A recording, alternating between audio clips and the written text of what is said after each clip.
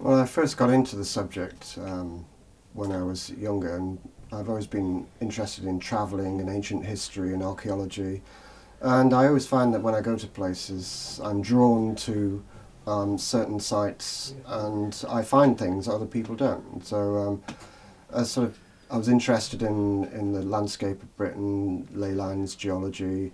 Yeah, I discovered that I had a sensitivity to earth energies, and I could feel the energy radiating off megaliths. And this led to me having a skill for dowsing and discovering connection in the landscape with people, and this eventually led to the discovery of a north-south axis, which we call the Blenis Line, which runs from the Isle of Wight to the top of Scotland, connecting all the old cities.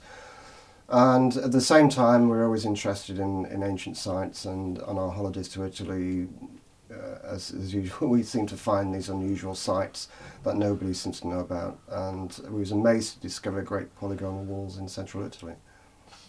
We first came across them through visiting them because they were Etruscan sites, but we recognised traditional Etruscan masonry in the citadels of these places.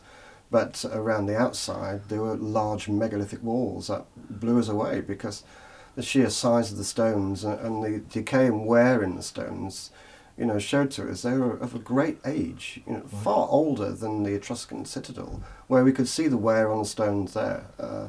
So it made a lot of sense, just common sense, that the Etruscans are built on much earlier sites.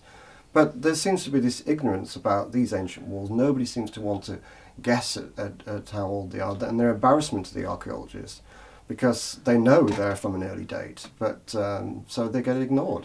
And often the tourist path takes you away from the walls into the citadel where you don't see them.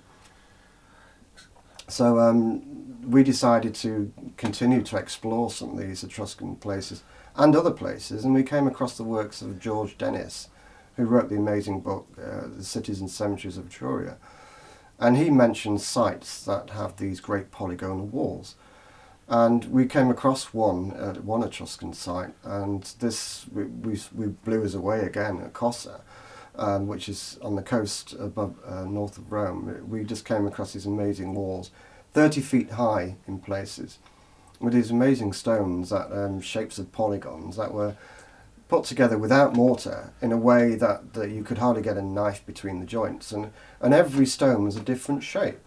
So to us it was to me, and I understand stone masonry, it's almost impossible stone masonry. It's the most sophisticated type of stone masonry ever. I mean, you've got to imagine that in the ancient times, when these walls were built, they only had copper tools, and to produce such amazing walls is just amazing.